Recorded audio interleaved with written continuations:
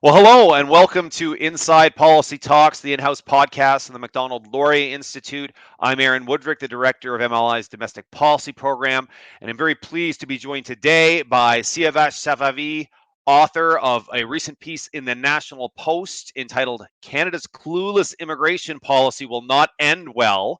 Now, very provocative title there. And Siavash, I want to maybe give you a chance to introduce yourself and talk a bit about your piece. Siavash is a former political prisoner from Iran who came to Canada as a refugee. So maybe you could tell us a bit more about your background and why you decided to write a piece on this theme. Well, thank you for having me. Um, I came to Canada in 2013, and I've talked about it before. I was very eager, very excited to become a patriotic Canadian, because this is like growing up in any situation. If you move from a town to another town, if you move from a neighborhood to another neighborhood, as a kid, what you do is you find a new group of kids and you want to be included, you want to be assimilated. Yeah. So you find out what they like, what they don't like, and you do the stuff that they like, you don't do the stuff that they don't like, and then you add your flavor, and they'll be like, oh, we didn't have this is nice, Right. you're part of us now. That's the same principle. So when I came here, I was very excited and very starry-eyed from all the stuff that you read and the freedom of speech and everything. You were excited to become Canadian. Very excited, because I actually basically researched the three countries that you have to choose to. Basically, you give UN three countries and say, okay, this is the priority I want. And then they ask the country, if the country accepts you, then you go. And I chose Canada after studying a lot. And but when I came here, the first thing that I noticed was a kind of a lack of a sense of national identity, a strong sense of national identity, especially in Toronto. And like I remember the poppy. I was very happy to wear the poppy when I found out about it and what it was. And then I noticed that it was not like, it wasn't in Toronto. Nobody, like, really, a lot of people didn't care at all. And that's when that was the first disappointment. Then I realized, oh, Canada is doesn't have that strong sense of identity. And I was wondering why. Then I started thinking about it, that Toronto is very, basically, it's a very big city full of immigrants. A lot of immigrants come here and they create their own communities. Mm-hmm. Because when you first come here, a lot of people don't speak the language and they don't know what's what. They don't know how to start an account, how to find a job, and all that stuff. So they need people of their own language and background to help them out. So they gravitate to them. So immediately they gravitate toward each other. And the problem is, those communities, depending on the type of community, where they came from, what culture they came from, a lot of them have ideas that are completely opposed to the Canadian ideals. So when you stay in those communities, the social pressure forces you to become like that community and not try to be included in the Canadian experience. And then their children, one of the biggest things that all migrants and refugees and basically their descendants face, one of the absolute ones, is identity crisis.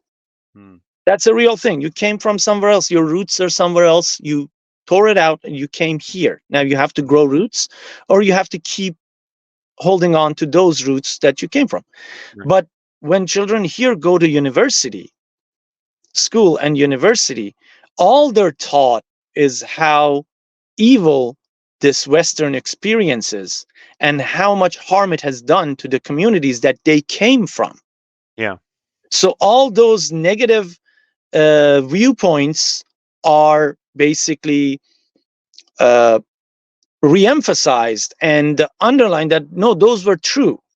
The negative views of the West was true in your community. So these people will decide to stay in their communities, and they are also championed by a certain ideology in the West, that if you are from oppressed minority group, you get a social status.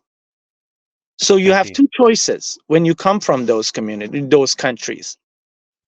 The first, when you come here, there are two choices. You see the difference. You see how socially open and advanced this community is, how law-abiding this community is, how respectful, trusting, and everything. And you have to either accept that a lot of parts of your culture, of the country you came from, are not great, and you have to accept this as a better and more progressive idea, which brings a sense of Mm, inferiority complex for a lot of immigrants. I That see. sense of inferiority complex, it's real and it's strong. So the other alternative is what they're told in universities and schools, that anything Canada has, anything the West has, is as a result of colonizing and raping and pillaging other countries. Mm. That's the idea that's being taught.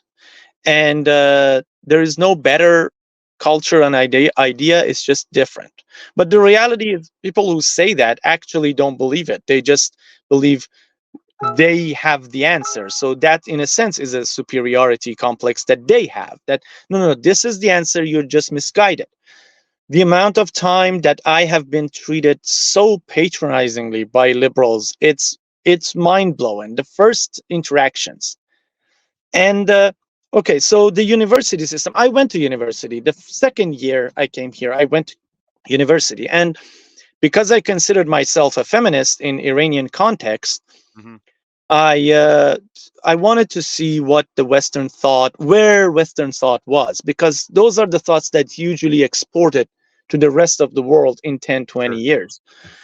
And I took anthropology, gender studies, and satire because I love literature and satire also.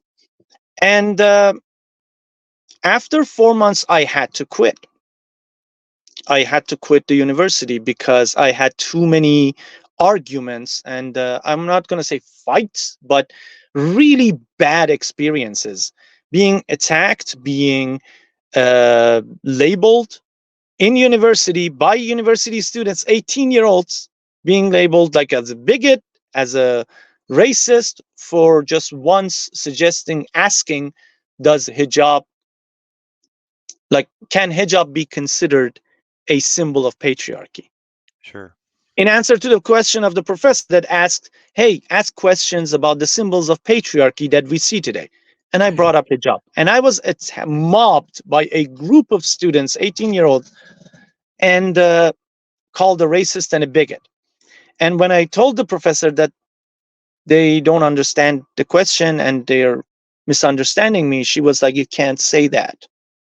There is no wrong. I said, but they are wrong. She was like, no, that's their interpretation of what you said. Hmm.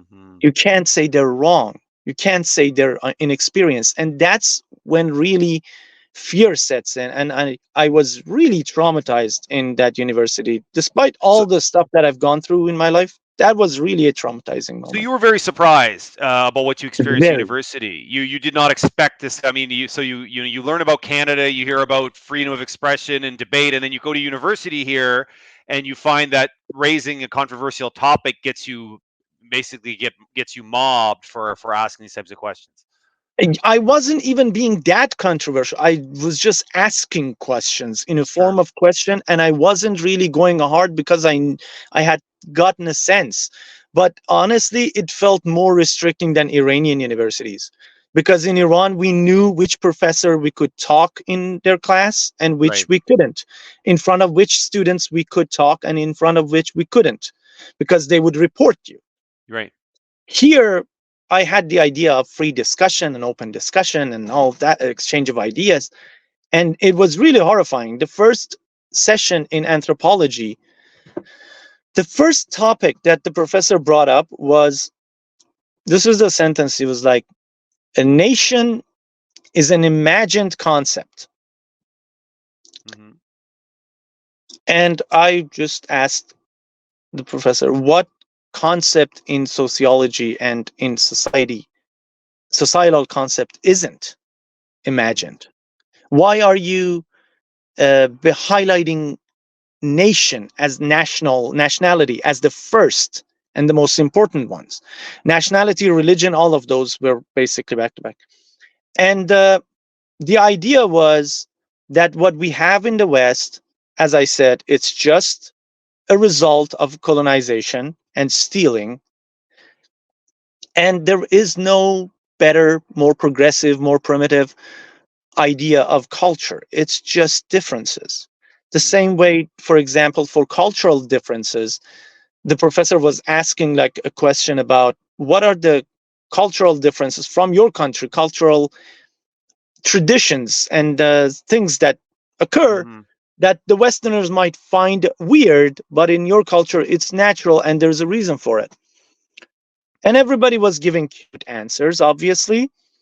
And I raised the issue of honor killing. Mm-hmm. Again, it died, totally died. It became a whole thing. I had several arguments with professors. One of the professors, anthropology, I told her, what you're doing is these are 18-year-olds. They just came from school and from living in their home with parents for 18 years. They come here with these starry eyes like me, think they're going to get these new ideas, and you're immediately destroying all their foundational beliefs. You're not questioning them, you're just destroying them. You immediately say it's all nonsense. And she was like, no, we're teaching them how to think. And I was like, but you don't though. You're Mm. telling them these are false. You're not saying think about them and observe what are the false parts and what are the good parts. You're just saying these are just made up false things that cause hatred. Right. Right. Yeah. Now, I mean, maybe we can pivot a bit away from that. It sounds like the university experience is harrowing, and perhaps a amplified version of what other people have certainly have stories about their experience in university in Canada. But we talk about immigration more generally, and to pivot back to something you said about Toronto in particular. A lot of people make the case that as a multicultural society, as a society that welcomes people from everywhere, this is a strength that Canada has. We welcome people from everywhere, but you started to hint at the point that that's premised on the idea that when people come here, they join something, they join a project, they become a Canadian. But you're suggesting that that's not the process is not happening. That people are staying essentially, attached to their identity from their homeland. They're coming here and sticking with their own community, their diasporic community, and that this interferes with the sort of development of a broader Canadian identity. So maybe you could talk a little bit about your experience in seeing that coming to Well, Toronto. yeah, that's basically it. One of the most important ones is the language. Mm, Most people who come here don't understand the language, and that's really tough right. for a person.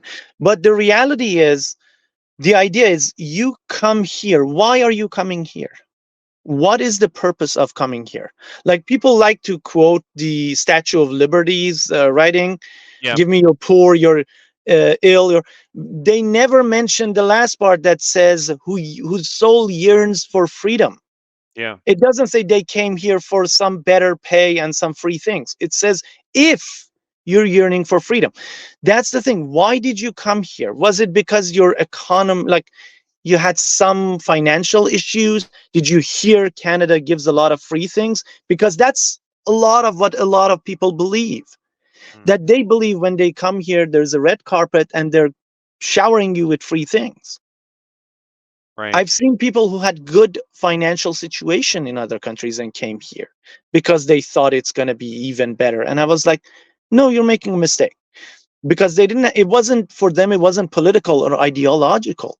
So Right. that's the thing. Why are you coming here? For a more open and free society.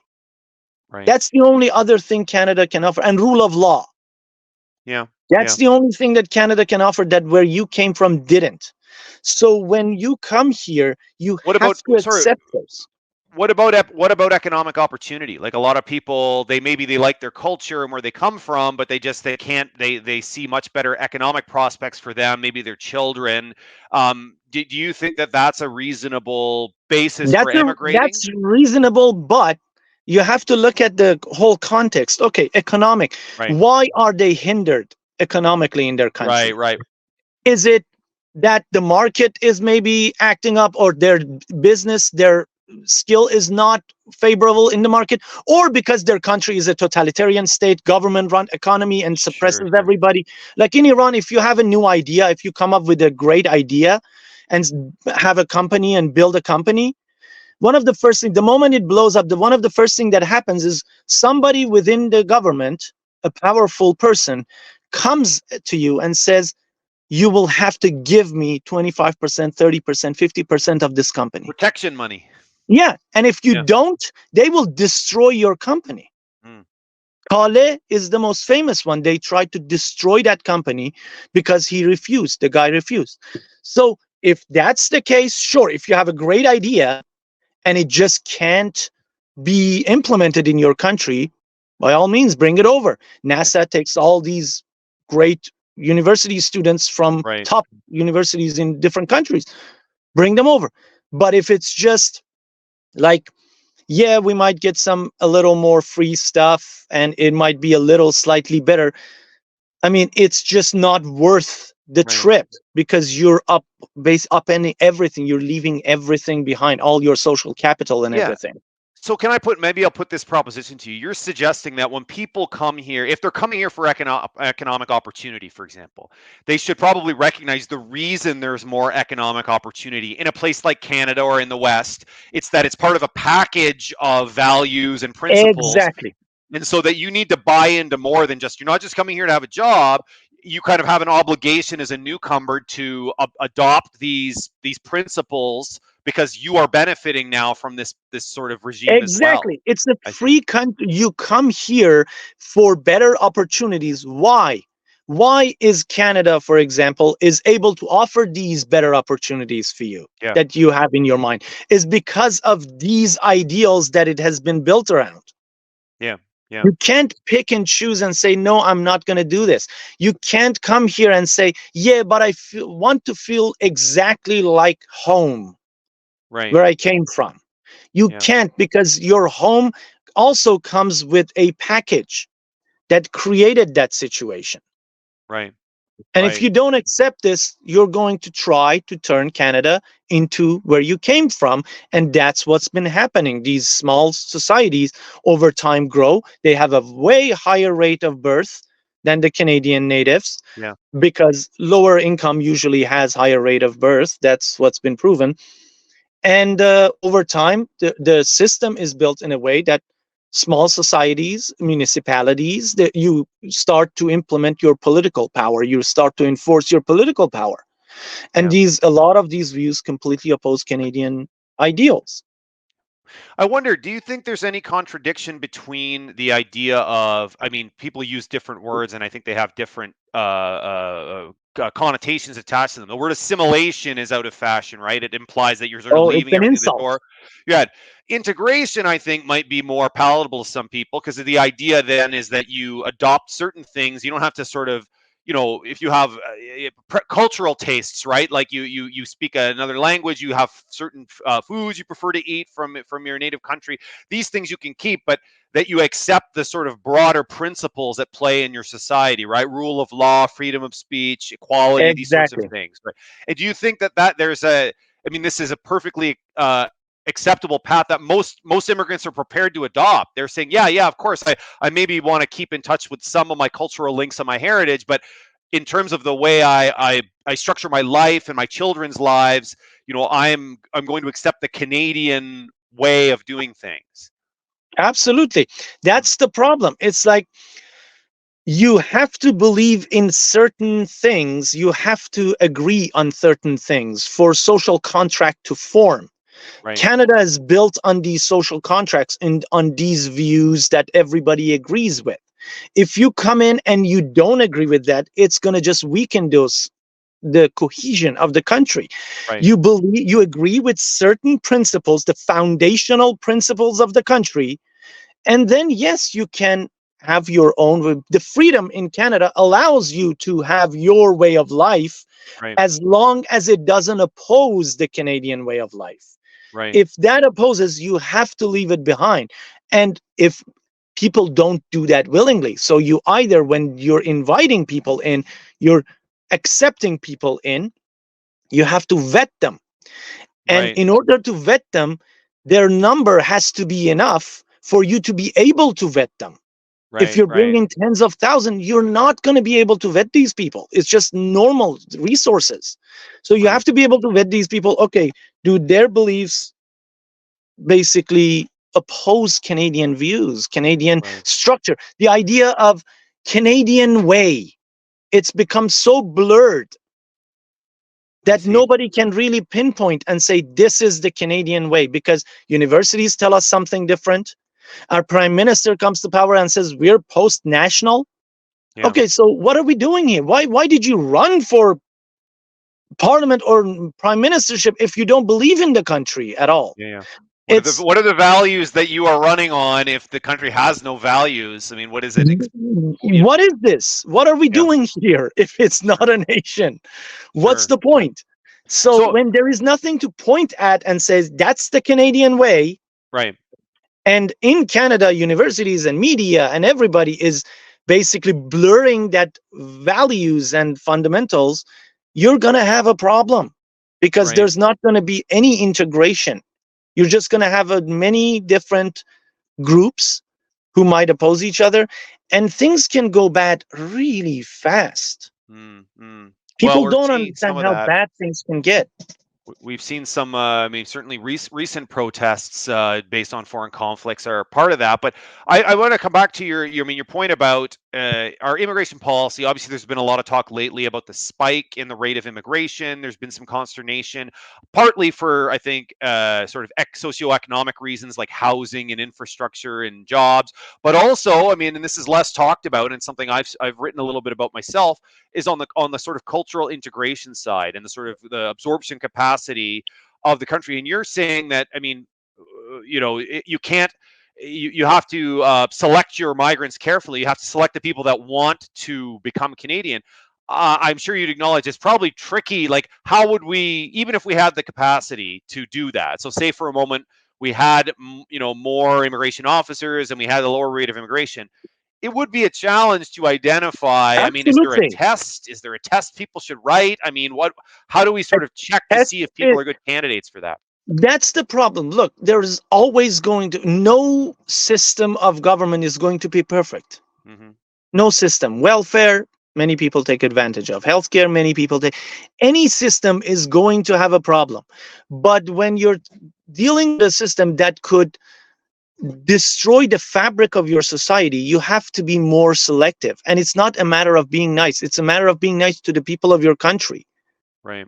that you're supposed to protect. So there are many ways. Yes, tests could be a thing, but tests can also be cheated.